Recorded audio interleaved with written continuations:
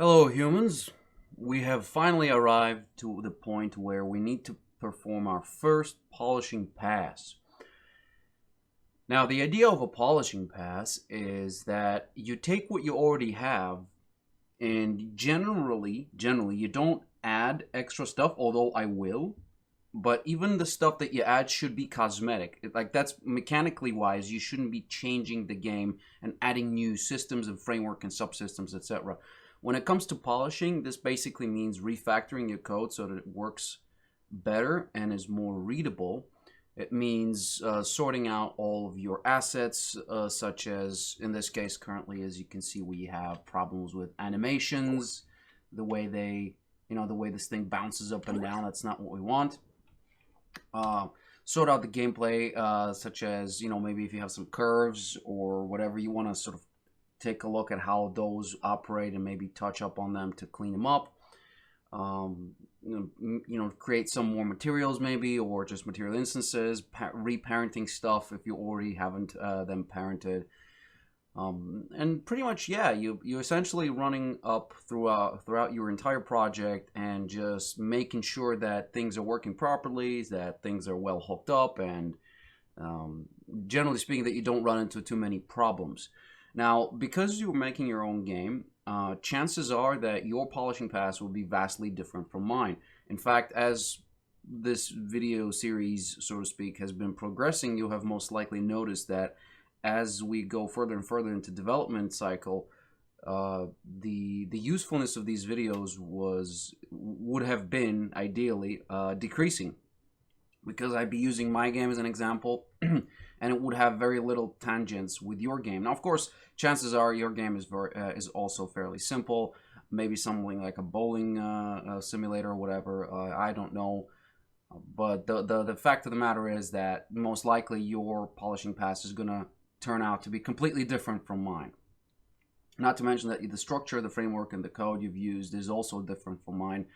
Probably better. I don't know. But the reason for this video is so that I kind of show you my process of polishing, or at least what I do. Every developer has his own polishing process. Some people like to polish the most glaring issues first, which is what I think should be done anyway. But there are a lot of people who just like being all over the place, and I don't know if I'm one of them or not. I just look at something, and when I test and I see, well, okay, well, this needs to be fixed, and I just go and fix it.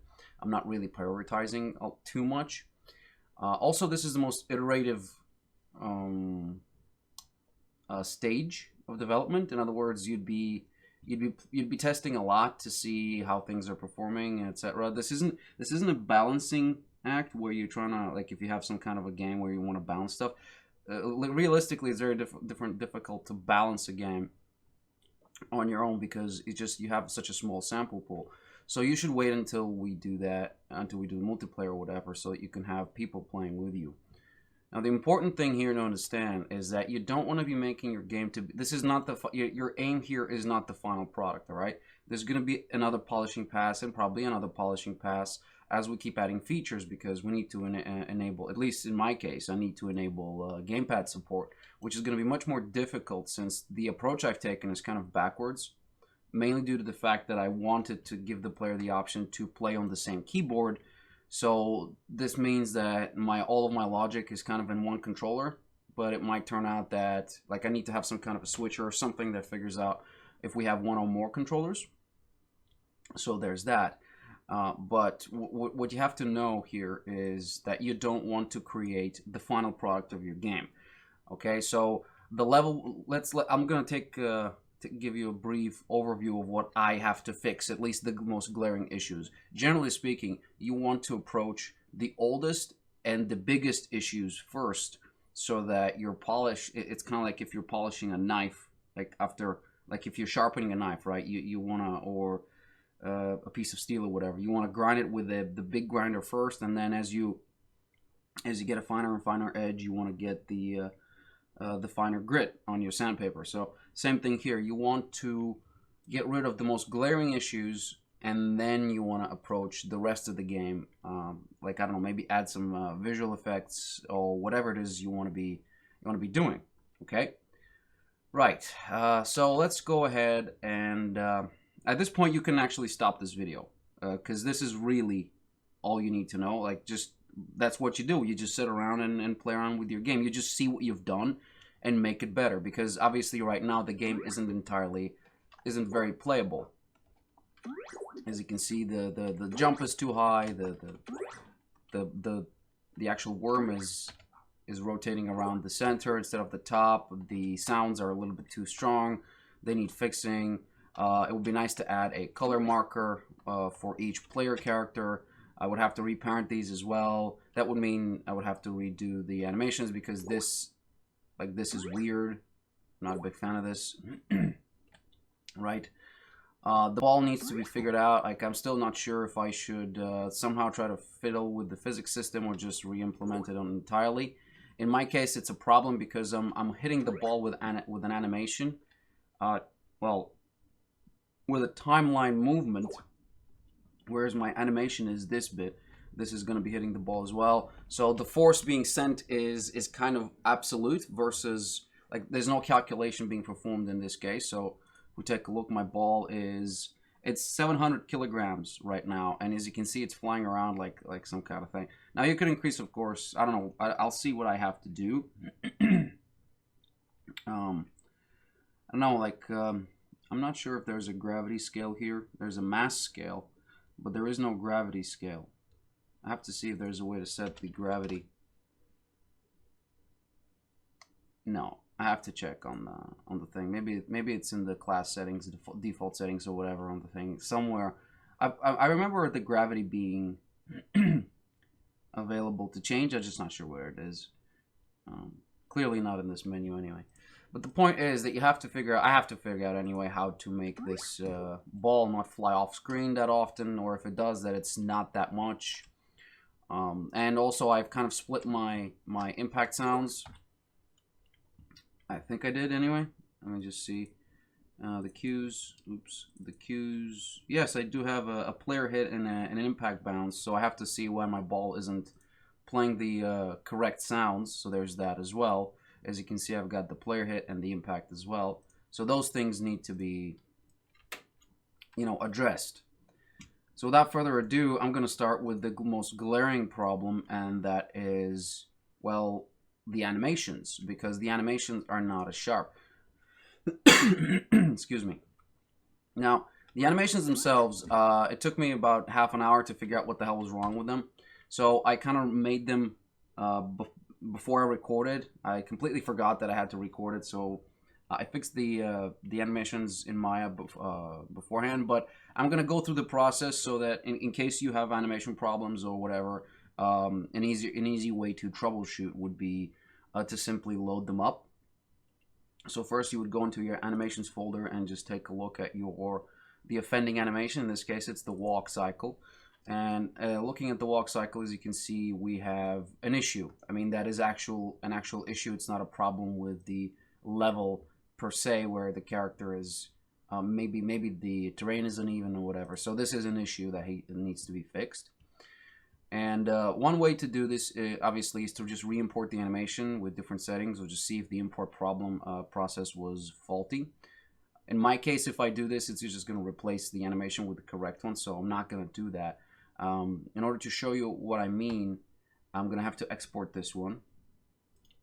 So I will asset actions, export this thing to, oh, I don't know, just volleyball, or just an import. As you can see, I've got some other things, but I'm just going to keep the walk here because these animations are, oh no, I actually have the polished ones here. Oh no, I don't. Okay, well, that's unfortunate. So I should probably delete this then. There's nothing in there. I'm gonna put the walk here just so that I can just so that I can show you guys what I mean. So let's go ahead and open Maya. And Maya is it opening? Yeah. And Maya basically is another place where you could run into an issue whenever you're offloading animations or whatever. So if we take a look here and I just grab yeah, let me just do it like that. I want to browse to Explorer. So I want to go to my imports here and simply drag and drop. Now, for some reason, these by default are being opened by... Where's my walk? Did I not just export this thing? Okay, let's do this again. Export. Walk. Okay, walk 1, whatever. Save this. Why is it not? Okay, there is a little bit of an issue. For some reason, I can't actually export this thing, which is unfortunate. Let me try it in... Oh wait, oh no, I'm not. This is the ass bins. So this shouldn't be a big issue. Save. Yeah, it doesn't want to export. Maybe the exporter is broken. I have no idea. Right. So what you would do then, essentially, would be to grab whatever animation you have here, and you would dunk this into Maya. So you would do something like this. You grab the walk, and you prop it over here. Maybe this is the older version. I don't know. Let's play and see. No, this is the correct one, unfortunately. Oh yeah, I could over here, for example, delete these curves, but they're not really getting in anyone's way, and they're not really that heavy, so I'm just gonna leave them at that. But in my case, I had issues, of course, with this thing just going up and down, so it was like this, and it turned out that it was a scaling issue. Now, chances are, in your case, you might run into this problem as well, so I'm just gonna show you a quick method of fixing those.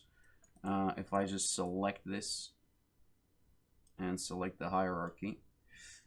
Without the curves, and here you would go ahead and say, okay, I want to export selection, and here at the bottom, now you obviously wouldn't want to export smoothing groups on your on your skeleton, so that's something, but obviously sort out your export settings here, but you want to have a constant key reducer. So you want to enable your curve filters and have a constant key reducer, and you want to pump this up to 1 for the scaling precision, meaning that it will essentially delete any scaling information on your export.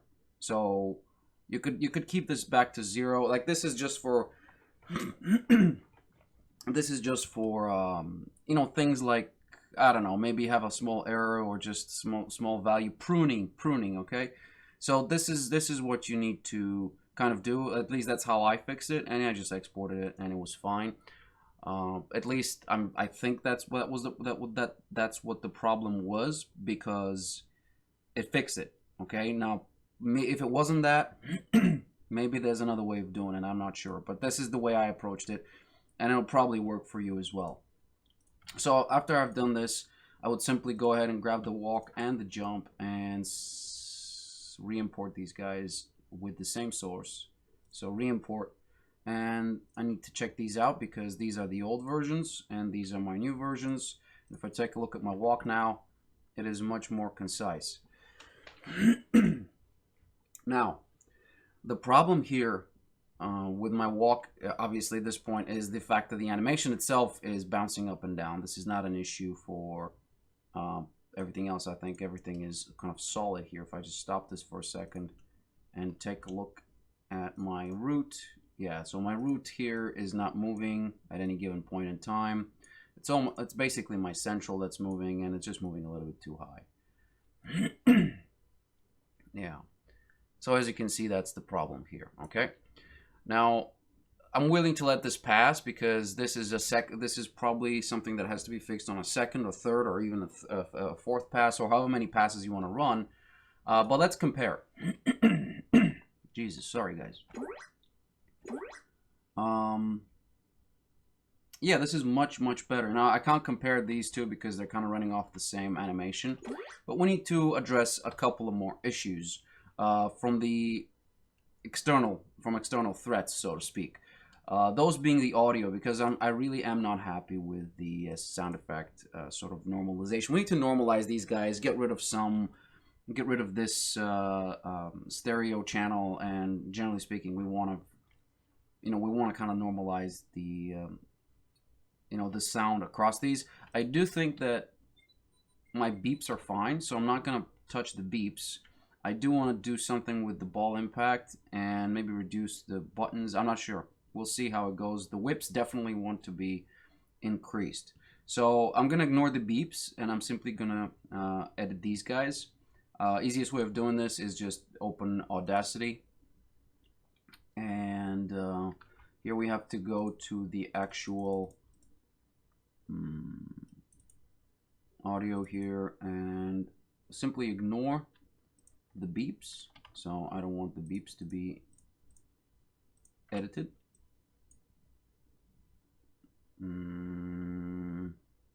Yeah, I think that's what we want. Obviously, later down the line, if I'm unhappy, I could just you know, edit the beeps after that as well. But for now, I'm simply gonna add these guys. Now this does need a little bit of cleanup from what I can see here, so I'm just gonna do a really quick sort of clean. I think there's a filter or an action here that does that for you. Basically, prunes unused, you know, audio. I just don't remember what it is right now, and I don't feel like searching it. So I'm doing this by hand because we don't really have that many. As you can see, there was an error at the beginning there.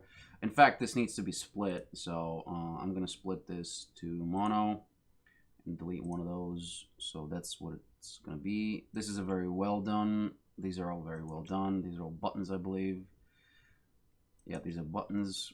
Now here, I'm not sure. These are ball impacts, which need to be sort of sorted. So these need to be... This is not a very good sound effect now here, because as you can see, the wavelength is very... Well, there's issues here in the wavelength. I could technically delete this entire thing, but I'm not gonna, because I have very little sound as it is, and I need to split this impact as well. So I'm gonna split this to stereo, to mono, and delete that. So if I isolate this guy and play, be nice if I play from start. What the hell? Oh, okay, I get it. I want to play from here, right? In fact, I want to play from here, and right. So it sounds sort of okay. I'm not sure what the volume here is. 100%. I usually don't run 100%, but I could just lower my speakers. But the point is that I'm not sure how loud this is really. So all I want to do is normalize the audio across all these guys, which is probably not the best idea, because these buttons are increasing, like incredibly loud versus these guys. I mean, as you can see, there's a lot of wave peaks here, and not a lot of peaks here at all. So what I think, like I said, I'm not a sound guy, so we'll simply do a very, just we're gonna normalize, if I can find it. There's my normalize, and I'm not gonna remove any DC offset because these are centered, I think. I'm not sure. And -3 maybe is a little bit harsh. So I don't know, let's go for -4. Sorry, not harsh, but not enough. So -4 be somewhere here. I really don't know. Okay, let's go for -6. And okay. Oh, crap. Okay, I'll kind of grab the... I grabbed the thing instead of all of them. So -6. Now this is normalized to -6. So the peaks on each and every one of these guys is going to be -6. I'm not sure if this is a good idea, especially for my sound effects. So what I'm going to do is grab these guys. Can I grab these guys somehow? Grab these guys and renormalize it back to something higher, because this is going to be my ball impact. And in my normalize here, I will run this to -3. So it's a little bit better. As you can see, there's flooring here, which I cannot avoid, unfortunately. But, you know, it's the best I got. Oops, what the hell? I want to solo this guy. Yeah, this sounds a little bit better. Now, I'm sorry for exploding your ears. I kind of forgot to turn these guys off. These are a little bit too strong too, so perhaps it'd be best if I grab my buttons What? For some, I think this is selected as well. Maybe I don't have to do the jump, but I will lower these guys. I will lower these guys as well. So in my effects, normalize, and I'm gonna go for -9. See how that looks like. Oh, whoa. No. I want to select you like this. I believe Control R will run us again, and let's solo some of them and play. Okay, that's good. Play this. Okay, and play this. Okay, these are kind of loud. As you can see, the maximum is -9, so that's the maximum it ever goes to. And when it comes to this guy, it actually floors. It actually floors almost -3. Right? Okay. So there's that. I really don't want to spend too much time on the audio because, frankly, I told you I'm not an audio guy. Maybe I could pump these whips up a little bit. So let's just fix that as well. Let's just do the whips. Those need to be a little bit too sharp, a little bit sharper, because frankly, their sharpness is, you know, you kind of want to reflect the flip in the air. So we need to perform another normalize. -9 is a little bit extreme. Not sure here if it's not best to just leave it at 0. So we want something like this, I believe. Yeah. Well, no, this is a little bit too strong. So normalize to -3 as well should be fine. Oops, not bad. Okay, this sounds much better.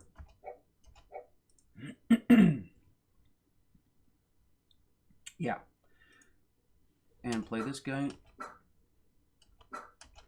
Yeah, these are all very sharp and nice. So these are the ones that I want to kind of work with.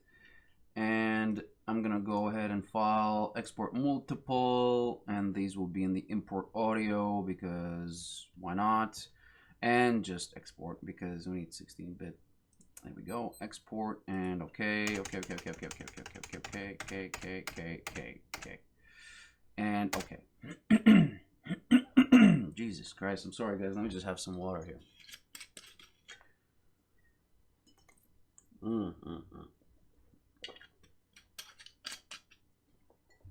Excellent stuff. Now, click OK, and we can continue. Let me just take a look here if these are appropriate. Yeah, I don't want to save anything. Grab these guys, cut them. Actually, let's go ahead and create an old folder and just deselect the beeps, including the old folder, and move everything here. Cut these guys and put them inside. So I've got all my buttons here, and I want to re-import all of, well, not all of them, but just, well, I mean, it will re-import them. Check these out so that we get the new sort of version.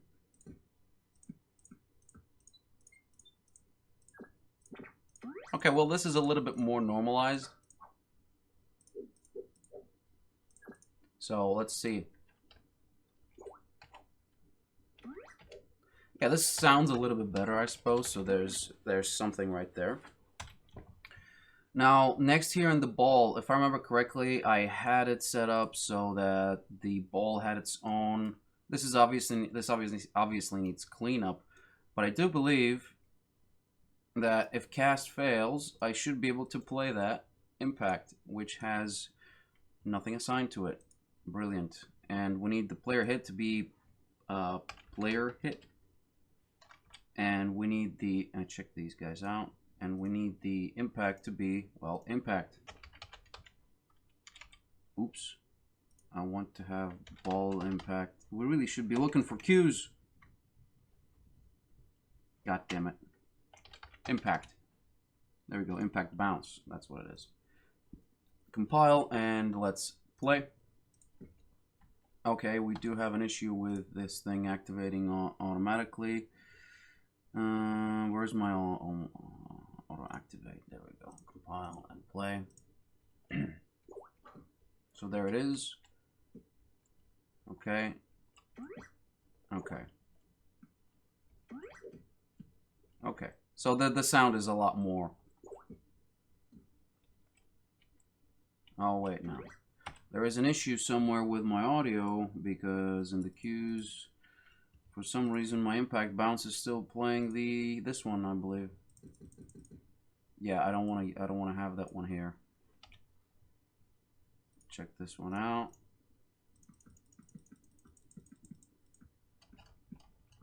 Yeah, the random, this needs to go up a spot because we'll be losing one. And delete this input. Alright, it works. So there's my impact bounce, and I believe my player hit should be just the one. Yeah, okay.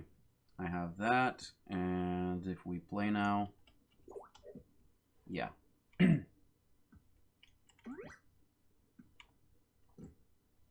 Okay, so that at least works. The sound works now, and we have the sound system working. What else? Oh yeah, we need to reparent our player worm, because of course we do. Now, reparenting is generally not the most pleasant, not pleasant, but non-destructive of actions. So generally speaking, you don't want to be reparenting post-mortem, post creation. You want to start with the parent and then just reparent. The reason I kind of did what I did here, there's two reasons. One of them is because I thought it was just easier, at least for starters, because I wanted to show you how to reparent stuff, and also because I wanted to use my right thing as an example before we polish, and then on my left thing as an example after we polish. So that's what we're gonna do. I will go ahead and say in my blueprints, in my actors, I need to duplicate this worm, and this one's gonna be a worm base. This is just the base, sort of, how should I say it? The base class, yeah.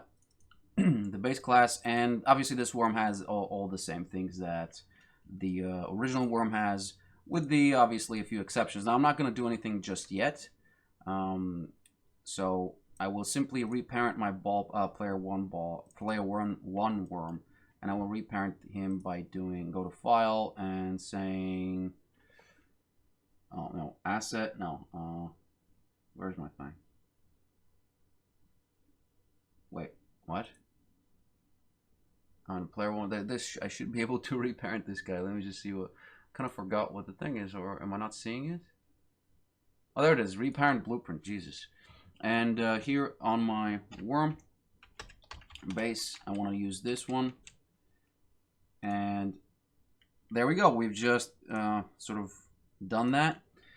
Unfortunately, this means that we inherited all the stuff that we had from our worm base, but the things that we already had here will also remain. So I kind of have to delete these guys. As you can see, they have an _0 on them. I also don't need is grounded, because is grounded is being carried by my player one worm base. This is grounded bit could be deleted, because I think I'm not using it anywhere. In fact, I can delete this entire thing. And this entire thing. I will inherit everything from my worm base. As you can see, if I take a look here at my show inherited variables, I've got my refs, and they're here. I got worm controller reference that I can get. So these are the same that they're available in worm pass. Now if I compile, it will work, and if I play, it will also still work, because despite having absolutely no code here, this is sort of still running, okay? But you'll see that we've got issues. First of all, I thought we had issues. Where are my issues? I just noticed an issue, but okay, no issues? Well, we need to also go ahead and change the pivot point of my worm. Now, because I'm driving the rotation with a timeline through my controller, if I go ahead and find my controller here, This also needs a lot of cleanup, by the way, but let's just say that it doesn't for now. Also, it manages the sound playing, which is not ideal. Again, you'd probably want to have this kind of logic in your class here, in your parent class. But again, this will probably not work for keyboard. I mean, you probably will, but I don't know how it's going to behave when we add the gamepad, because it's going to add a secondary controller. So I'm not really sure how that's going to work. Okay. Next thing we need to do here is just take a look at my jumping and double jumping. As you can see, these are timelines. Okay. And because these guys are timelines, we also have to figure out where we want to put the pivot point, because obviously I'm rotating this around a particular axis. I'm multiplying this by just heights. Rotation. There's my rotation, so I'm going for 360, and I'm rotating around something, which in this case is, what is it? Double jump spinner. I'm currently rotating around the actor, so I'm rotating around the center point of the actor, which is in the middle here. If I can just click it, this is what I'm rotating around. Even though it arches like this, the center point is still going to remain here. So I need to find a different way of rotation. So on the worm base, what I'm going to do is create a new, I don't know how I'm going to do this. I'm going to create a new scene component here. I'm going to call this pivot point, flip pivot, I suppose is best used. And I'm going to position this, I think that's where the apex of the jump is, 150. Maybe I'm wrong, we'll see. So I'm going to parent this skeletal mesh here, and instead of rotating the actor, I will rotate my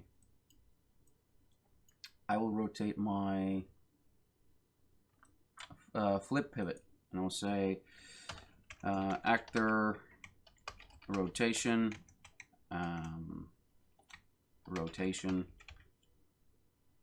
set maybe world rotation is better. So let's see what world is going to do. We don't want to do any sweeps. Just going to delete this, get my target, and hook these up together like so. Flip pivot should be at the top, and the spinner should be hooked in. Obviously probably want to run this under it, but for now it's fine. If we play, yeah, we are doing something, but that's not what we want. Why is this giving me an issue like that? The grounds package cooked properly. Okay, well, this is another issue where we need to sort out our animation, because this is kind of, yeah, okay, so in the actors here, no, in the animations here, I need to create a duplicate of this. I'm going to say animation, worm animation base. Oops. Worm animation base.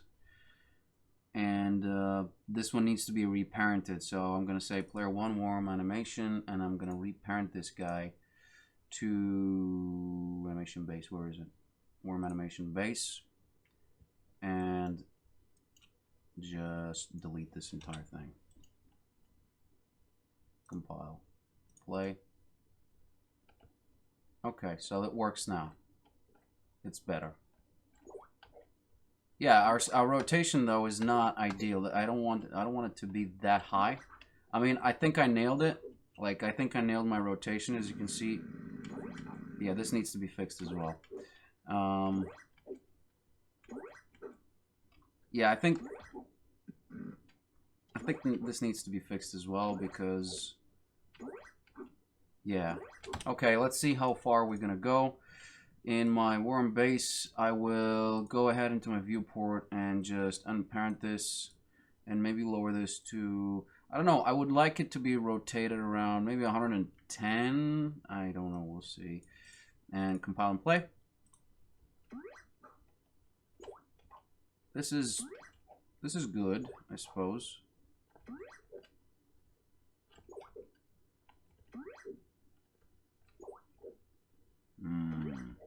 I'm not sure.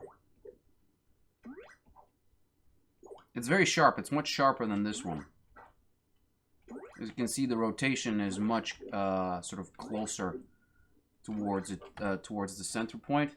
I'm gonna do this at 100 just because I like even numbers. And 110 is also an even number, but I'm gonna do it this way, and let's just see how it performs now. You know, I think I like 100 best. So that's one thing we need to do. Now, another issue I have with this is the fact that my landing is extremely annoying. As you can see, the landing is not ideal, right? So that needs to be fixed. That has to do with my animation graph, which I actually need to delete. Yeah, because this is obviously inherited. And I need to open my animation, worm animation base. Now this guy that has basically everything that he needs, but we need to open the animation graph and my movement here. I think what's my condition here is land to idle walk. I don't think I need a landing here. Honestly, I don't. The thing is, the landing is just, I mean, it's a reverse thing, but I need to figure out a way to, like, if it's grounded, it needs to, like, either this needs to play much faster. So my landing is way too fast, way too long, right? So that's one. Plus my landing is not entirely, like I don't need this. It's just I could use this to blend in. So let's just try that. Let's try to blend in. This is of course only a grounded situation, and I could just copy this guy over, I think. Can I? Copy and paste. No, I can't. I can't copy and paste this guy. Very unfortunate. Actually, I thought I do. Cut. And delete. And how do I paste it? Paste? Paste? I don't know. I don't know where I can paste this thing. But this basically needs a grounded situation, so that's what it is. Not a very fancy logic. Land I'm not going to delete yet because there's no way this can go. There's no way I'm going to ever play this now since I'm only going between the idle walk and a jump. Now there is a bidirectional situation here. I'm just not sure how this works. So I think, like, even if I enable it and compile it. Okay, bidirectional transitions aren't supported yet. Okay, so that doesn't work. Right, so what we want to do is see how my blend is. Now my blending duration is going to be 0.2. I'm going to remain with that, and I will use, let's see what kind of, I want it to be like a sharp landing. So maybe something like, actually I probably will use this circular out. This is a sharp drop, and my transition should be a standard blend, or although I could use like a custom logic here, but I mean, this is just a pain in the ass, right? So that's not what we want to be doing. Obviously, for such a small situation, we could just use the standard blend. Okay. Jesus Christ. Sorry, guys. I don't know what's going on with me today. Now, we've got all that. Let's see how it performs. So there's my movement. Well, this is much better. Notice the difference. Yeah. Maybe this is a little bit too jarring. But I don't think players will notice this. Actually, I think this is final. This is my final landing. I'm just going to go ahead and delete my land animation. Just move my jump down here, compile, and I will simply, I'm not going to delete the land animation yet because it's being used by my player 2 animation blueprint, which I did not reparent yet, so I'm going to leave it there. But animation-wise, we're done for now. Obviously, I haven't hooked up the second guy, but I'm going to do this another time because, you know, I don't even know why you're watching this, honestly, because And I don't even know why I'm explaining this to you, because you probably have an entirely different situation that you're wrapped up in. But assuming that you're still watching, what else is left there to talk about that I haven't talked about? Well, let's go ahead and add ourselves some color choices. So what we want to do is take a look at this, because that's what I had, and I don't want this to be an sRGB because this is simply a grayscale. So there's no point in having any correction or whatever. It's just black. Then the part of 2 mode is, yeah, it's part of 2, and then we've got some of these settings such as brightness. Now it's fine. Maybe we could go ahead and do something about this, but I don't know. Is it possible to just remove the alpha entirely? Yes. Well, I can compress it without the alpha. Maybe I could add an alpha slider to my player color. I don't know. We'll see. We'll see. I'm not gonna do this because again, it's not gonna be a big game. Now, obviously, I do have some tearing here, and that's mainly due to the fact that I kind of fucked it up when I was exporting it. So there's that. Like in Painter, this is what it looked like in Painter. I probably need to redo some of this and straighten a couple of these lines because this is like redonkulous. So that's something that has to be probably done later down the line. But for now, let's just use it and assign it. And for that, I need to create a material instance. But first, I need to actually define something. So this is the material editor. I'm not going to go over it. Not in this video, not probably ever. Because first of all, I'm not that experienced with VX. With visual effects that I would be, in any position to sort of explain everything what it does. But you'll notice that there's a lot of things here that you can go over. Like this is the visual effect artist's playground, and there's definitely a lot of things you can do to create different material functions, etc. And there's really a lot of stuff you can do here, which is different from Substance. I mean, you'll recognize quite a lot of things, such as the blends, right? Lighten, harden, burn, dodge, etc. But this is kind of like your visual scripting language for shaders, and shader math is an entirely different beast from programming. If anything, I do think it's a little bit more difficult because you do have to think, well, in terms of physical space, and you could have to check, okay, grab this object's position, where this ray is, and how we're going to reflect that, etc. So you have to do all these calculations on your own. But things like, for example, blend, like light and burn, you actually take a look in it and see how it works. So you could, for example, decipher how a light and burn works. You could take a look and say, all right, well, okay, I thought it was possible here to select material function. No, well, that's weird. That's very strange. I thought, okay, engine content, I believe, and I say difference. Yeah, so you could still swap this here. So let's see what the difference is, which is just subtraction and absolute. But generally speaking, as long as you know the math around this, and you can find the math explained in the docs, you'll be fine, right? So I'm not going to go over and start explaining everything, because I don't know everything. I mean, I know very little when it comes to materials in general, because I kind of focus mostly I do the things that I need to be done in Substance or in Painter, and then whatever this is, I just try to use it as is. Okay.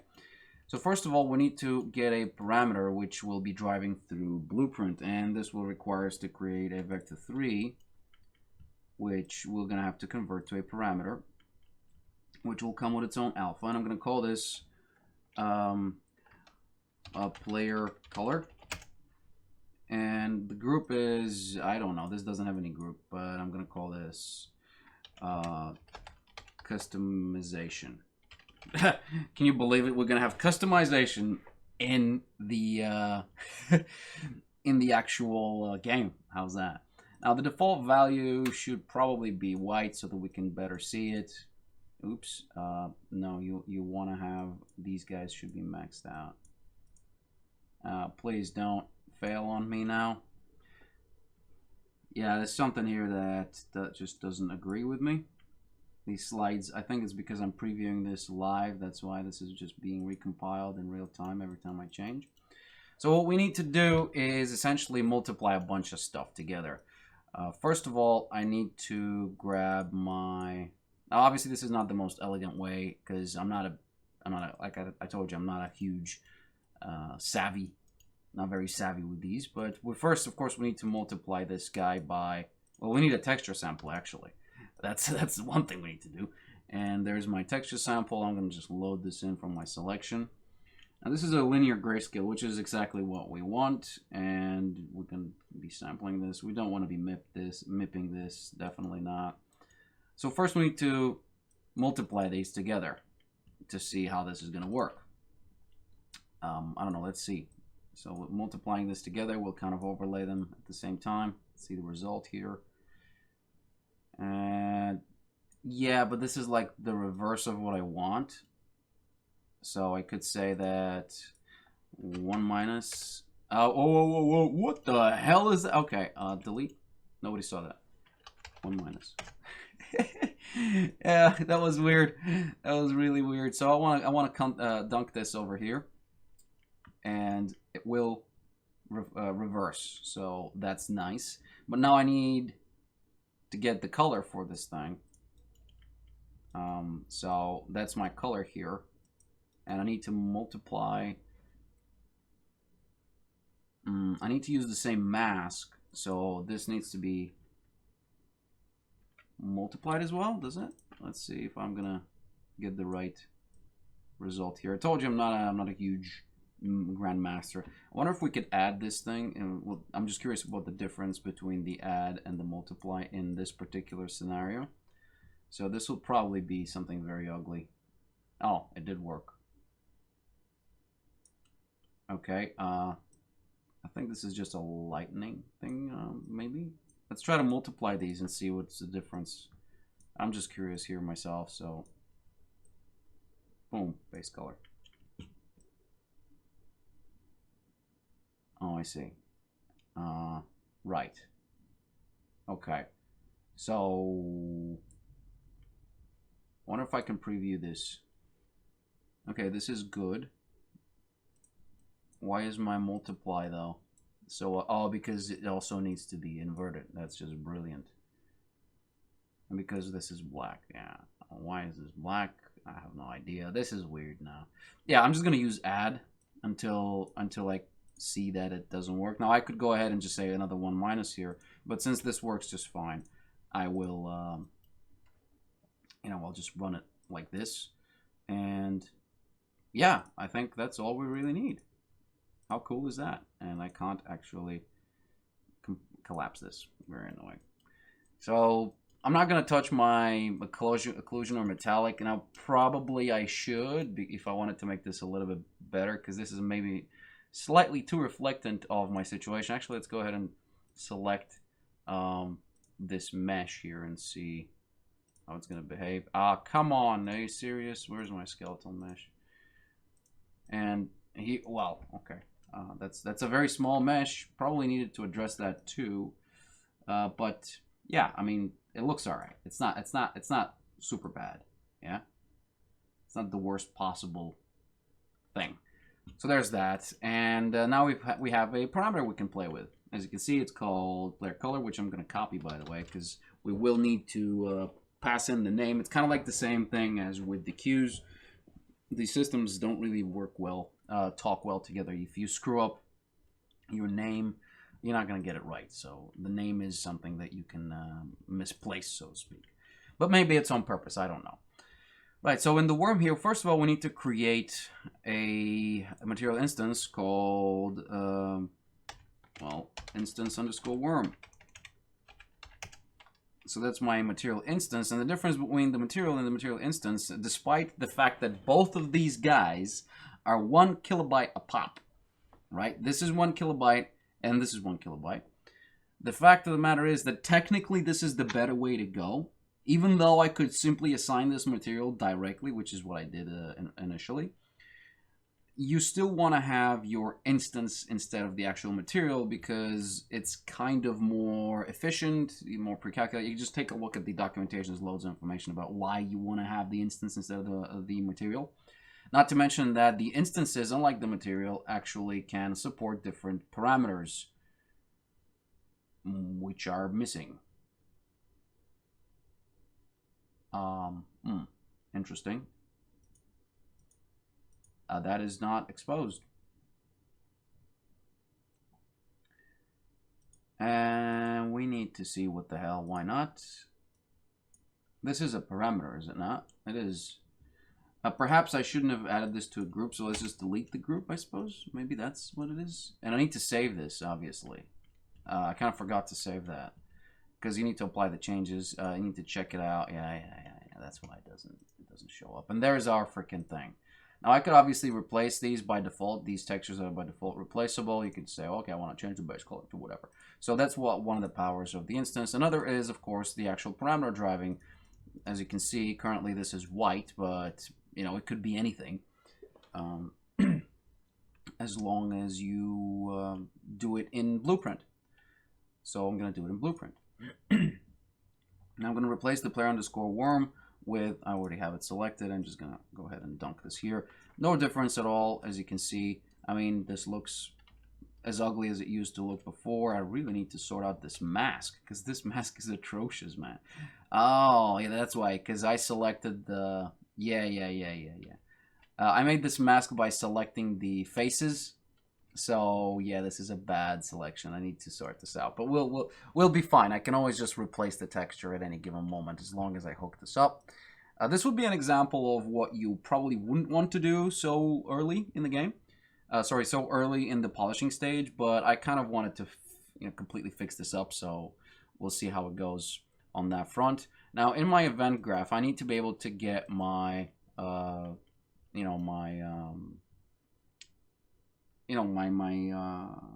color from the widget. So first of all, we need to assign it. So I'm going to go ahead and say my skeletal. I'm going to grab my skeletal mesh here. I'm going to create a material instance here, and I'm going to promote this to a variable. I'm going to call this, and I'm going to call this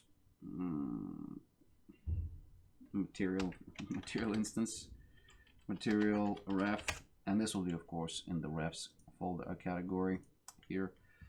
Now, in my ref category, from my ref category, I'm going to set parameter value. As you can see, I've got scalar parameter, texture parameter, and vector parameter. I'm not sure if this is a vector parameter or a... Yeah, this is... Yeah, I think that's what I need. Because I don't want to have a scalar. But let's see let's see the difference. Scalar... Set scalar parameter value. Yeah, we definitely want to have a vector. I wonder if I can get vector as well. Yeah, so you can do a lot of things. Notice, though, that the parameter name needs to be typed in. Now, I suspect there is a way to get the parameter names. I don't know. Is it possible to get parameter? No. Parameter. What if I just write down name? Get path name, object name, display name. No. You have to do this by hand, so unfortunately, there it is, player color. And the value is whatever. So we need to set the value here as well. In order to do that, we need to grab the widget. And this is actually I'm gonna compile this for a second. It's gonna probably give me, oh, it didn't. That's nice. Now that's one more thing we need to edit here. First of all, the player color is located in a widget, and the widget itself is part of the main menu, which is, I believe, in the options. So the widget itself is the options menu, and frankly speaking, I really want to delete this volume here, because getting a widget is not as easy as you might think, because you need to get all widgets a class, and then you need to assign and reassign a bunch of stuff.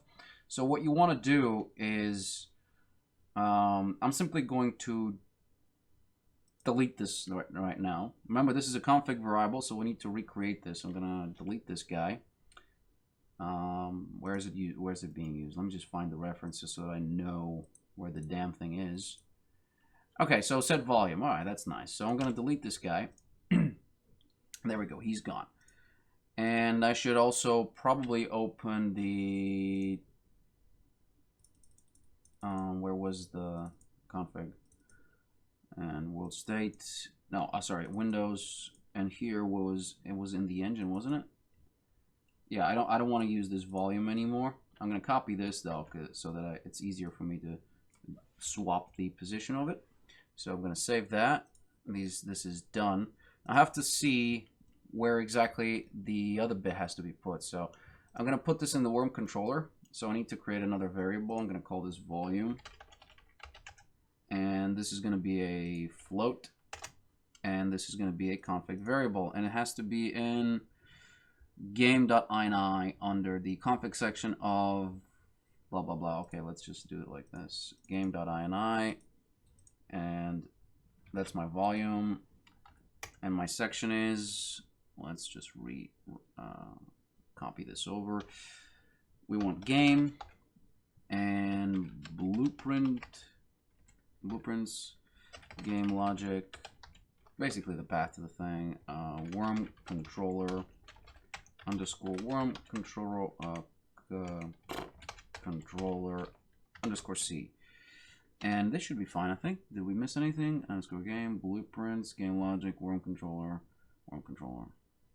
Yeah, I think that's legit. And save this bit. Now this is going to give us an error, of course. I mean, not here, but over in the options menu, if I compile, it's going to say, well, you know, how are you going to do that now? First of all, I need to get my player controller now because I'm going to be assigning. I don't know. I no longer have the the variable here, so that needs to happen. And in my initialize, by the way, don't do this. This is very dumb. I kind of tried to do something else. There's a much better way of making a menu, but this was just an experiment. Might as well. In your case, this is ugly. Just don't do that, especially if you got loads of controls.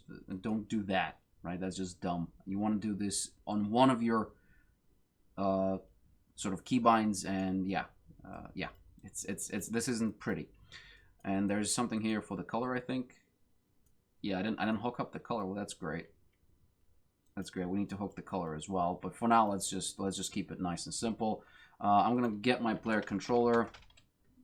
Do I even have? Do I not have a reference to the player controller?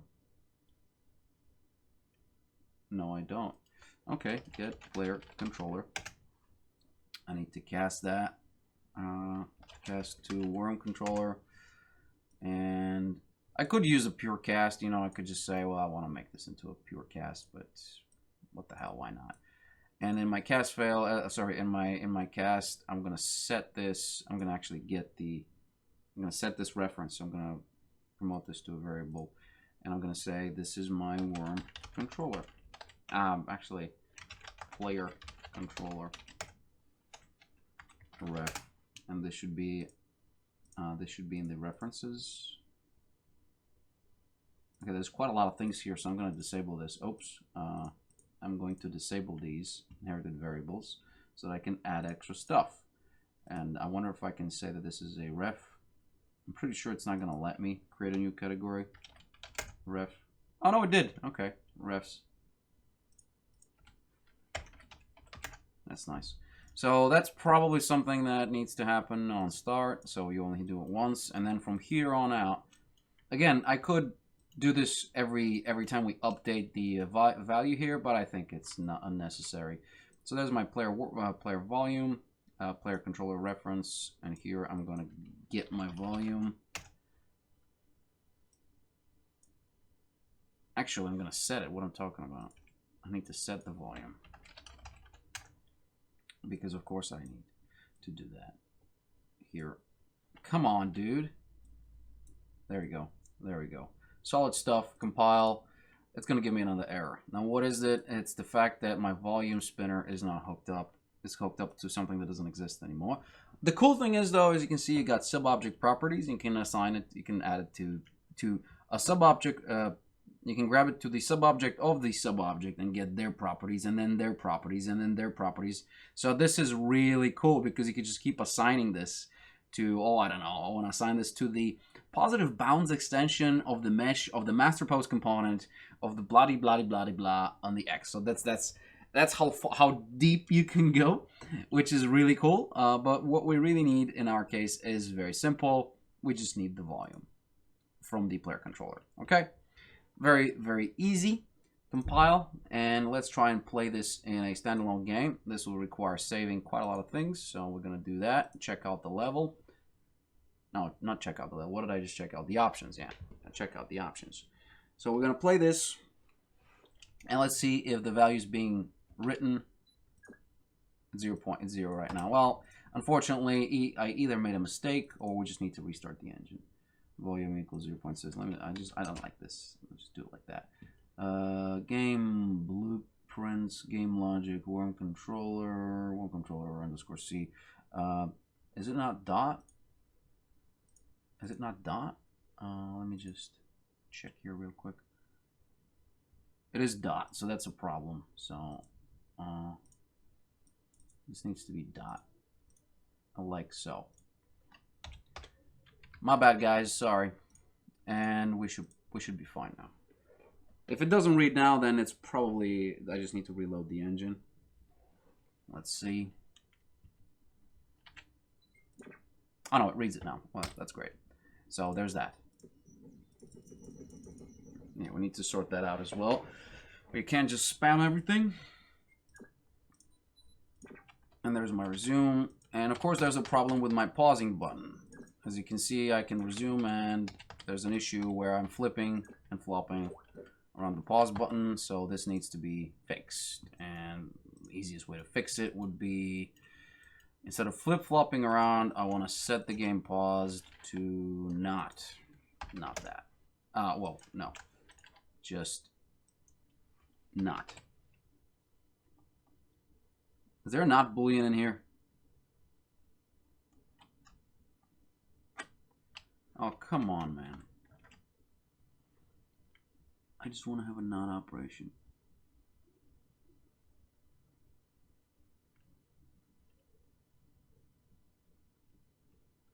Oh boy, come on, man. Instead of flip-flopping, there must be a... There it is, not boolean. Great. This game paused. Depending on what it is, if it's paused, we're going to unpause it, and if it's not paused, we're going to pause it. And that's what we're going to do. Well, at least that's what I'm going to do. I don't know what you're going to do. And compile and play. This should... I'm going to play in the selected viewport. Alright, great. It's all working. Now, what else do we have here? What kind of errors do we get? Let's fix them all. Access none, trying to get player controller ref from function. That's, I believe, that's a... Oh, okay, why? This shouldn't be an issue because... Oh, okay, right. Maybe it's because it's being set on construction. No, initialize. All that stuff should run first. And then there's that. Now, this is not initialize. Actually, this is initialize. Okay. This should be apply settings, I suppose. Settings. So there's that. Yeah, I haven't hooked up the color here, but probably have to do that as well. I'm not sure what the hell was I doing here. I've got the player one color, and I break this down and make it an array, and then I'm going to set the value for the spin box on it. Okay, so the spin box, is it working then?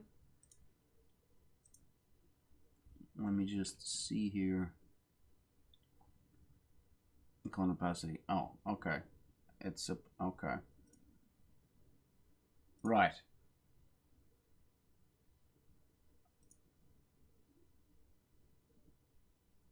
Okay. I need to bind this to my color. I think this is a color, is it not? I'm not sure here. Yeah, this is the way this thing looks like. Okay, right. So if I change this, see, I'm already forgetting what the hell was I doing here. So if I change this, it will reflect it. Okay, excellent. Which means I need to grab that now off of it. So this is all working. I don't actually need this bit here, because what exactly was I setting? Oh, okay, it's setting the value. You know what? Just go fuck yourself. Like this. Brilliant. Now, that being said, I need to add this to my worm controller. What the hell was I doing? This is empty. All right, yeah, okay. This is player one worm. And here, I need to grab the color hero of this, which is a pain in the ass because I need to grab the reference to the options menu. Reference to the options menu is going to be quite annoying. So at the start here, I'll begin play. I'm going to go ahead and say, when is this constructed, by the way? Oh, crap. When is this constructed? This is constructed first. Is it not? This should be constructed first. I think it's constructed first. That's all right. So if I go back to my worm base here, this will work then. Yeah. Should work. Should work. Let's try this. Let's try this. Get all widgets of class. Get all widgets of class. There it is. The class is options. And we want to get, we're only going to have one option. So I'm going to get a copy of option 0. And I will just assign this to a variable. I'm going to call this a options ref. Now, you see the widgets are actually, widgets are actually not actors. They are objects, so they do have a little bit of a difference in the way they operate. But in our case, this really shouldn't be too much of a difference. I'm not going to use the actor begin overlap just yet. So this should work. I got my options ref, and here I'm going to get the color for player. But which player? So this needs to be, because I'm inheriting from this needs to be a function of its own where, yeah. Okay, let's just use player 1 for now, but I'm going to have to refactor this later. But I'm going to grab my options ref, and from here on out, I'm going to say get color. Get color. So there's my color. And now, what is this? Linear color structure. What if I split color? Get color and opacity. Is this a linear color structure as well? Yes, it is. And boom. Okay, now this needs to be executed on. When does it have to be executed, actually? You know what? Let's just execute it on event tick for now, just for testing purposes. But obviously, it's not ideal to be setting the color every single frame. Again, in our case, it doesn't really matter, but whatever. So there's my situation. Currently black. And what if I want to have it, I don't know, something like this? Not set at all. What if I make it white? And that's a problem. Something is not working correctly. Okay, what the hell is going on? We're missing something. Set vector parameter value. What, I got the wrong thing? Access none. Okay. Alright, this means that we don't have that. How did I name the damn thing then? Player color. What did I use, 2 L's or something here? No, it's the same one. Huh. Oh, yeah. My bad. Worm instance underscore worm. Yeah, it was my bad, guys. I'm sorry. Compile and play. Now this should now return true. Oops. Let's say I want to be red, very red. What? What's wrong now? What? That's again none? That can't be right.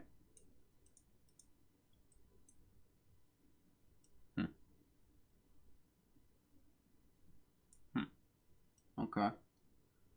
Well, I have no idea what the hell is wrong with that thing.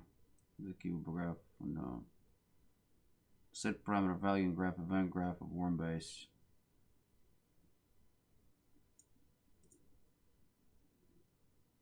Yeah.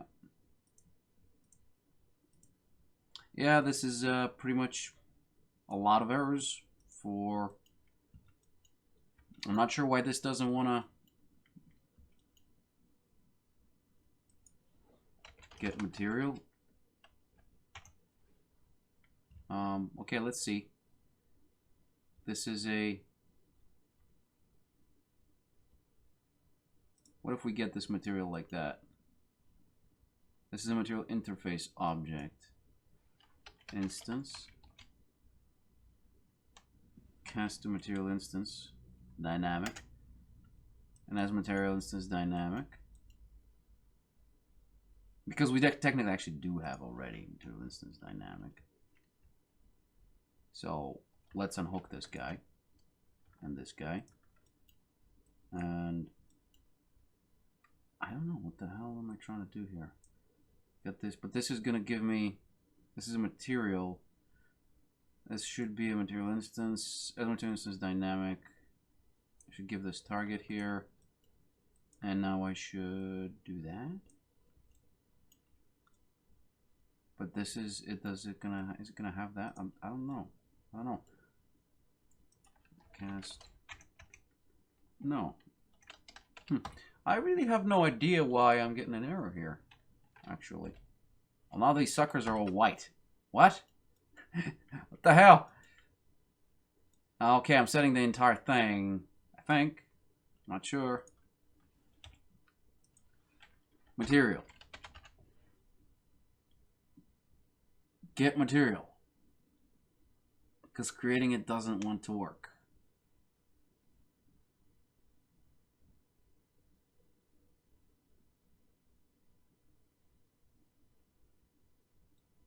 Get material index. Oh no, I don't want to get a material index. I want to get material in index. Get materials. We only have one, so get 0 here. Cast to that. Compile and play. I have no idea what the hell is going on. Why does it not want to set it? Come on, boy.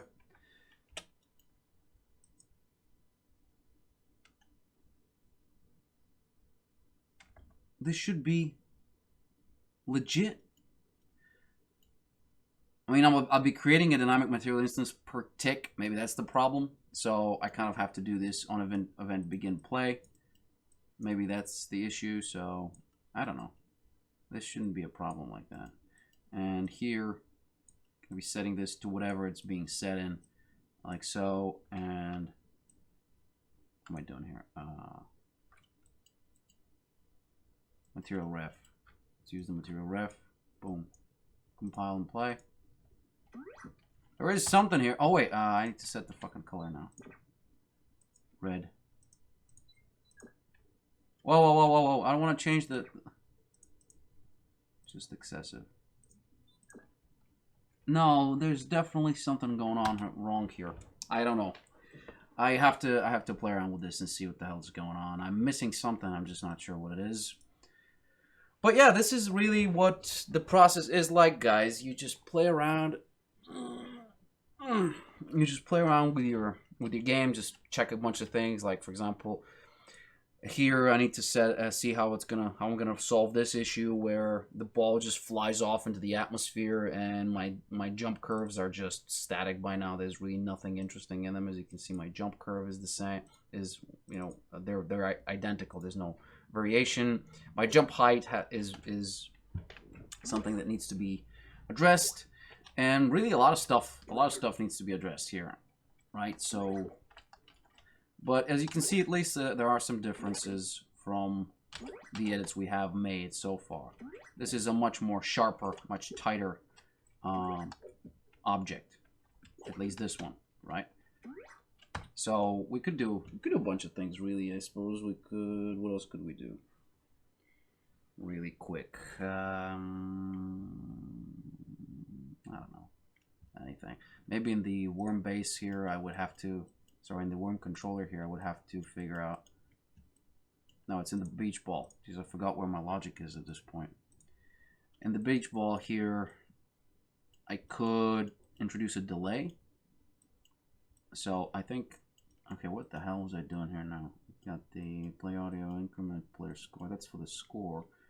Oh, okay, right. Before we increment this bit, so before we reset the counter for, what am I resetting the counter for? Reset hit counter and call score. Oh, I want to reset the hit counter. I want to, before I add a thing, so I want to make a delay. What the hell was I doing here? Somewhere, I need a delay somewhere here. And this delay needs to be, I don't know, reset hit counter should be,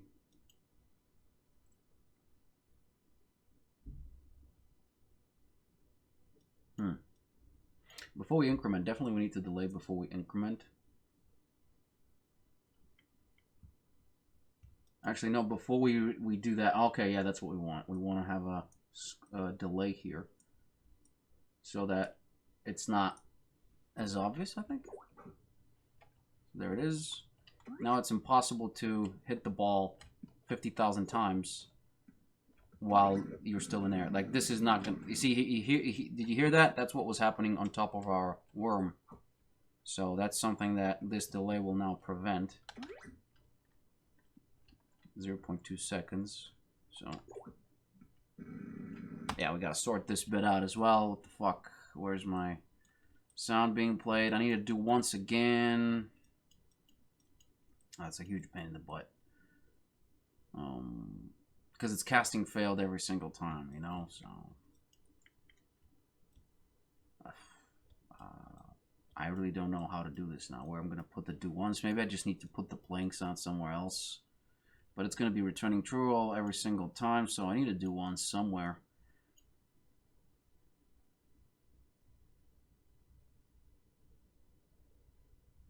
Honestly, I have a feeling I should just create like a function of just saying, just this is the shit that needs to happen once, and that's it, you know?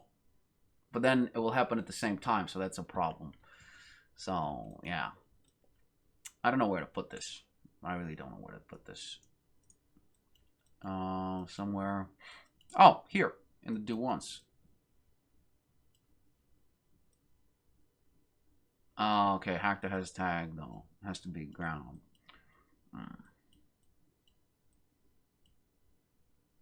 Okay, this is gonna be really annoying.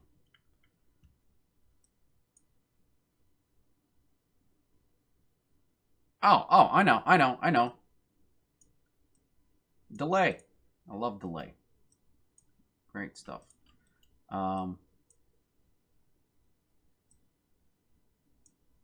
So, something like this. 0.1 seconds should be fine. Wait, no, it won't, because it'll still be playing every single time I slam. Let me just slam this.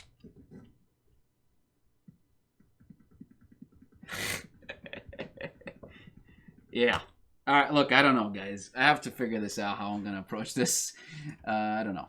I really don't want to clog this any more than it already is, but it seems like I'm going to have to add another do once node and do whatever the hell else is happening, so... We'll see. We'll see, guys. Maybe here. If it's ground, then I don't want to be playing that. So maybe I need an if statement. If I'm on the ground, I want to do it once. Oh, jeez, it's going to be a huge graph, because if I check for the ground and if it returns true, I'm going to play once this sound. Yeah. Okay, whatever. We'll see. We'll see how I'm going to do this. I'm just going to save all for now, because this has been a very long video as it is. Pretty much talking about random stuff that's pertaining to my game and not your game. And again, please just spend enough time on this stage, right? This is the stage where your game starts taking...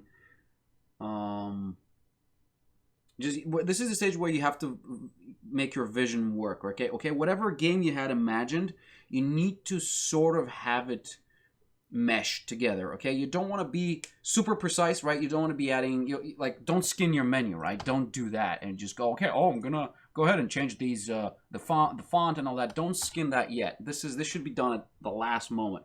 What's more important here is to polish the gameplay with whatever settings you have set, right? Such as jump height, run speed, whatever. Just give it a little bit of a polish on that side. And then you want to obviously set up a bunch of customizations, like not a bunch, but just small things that are kind of nagging but are required to fix, just polish, right? And yeah, guys, just reparent stuff if you have to, refactor some things, move them around, just grab something and just be like, okay, I'm going to collapse this to a just collapse the nodes into an extra graph, or maybe to a function. Now remember, functions cannot be replicated, and also they cannot support timelines. So that's just one thing to keep in mind. Yeah, keep your stuff organized. So as you can see, this is kind of chaotic. Need to organize that. So we'll see, right? So keep at it. I'll see you guys next time. Bye-bye.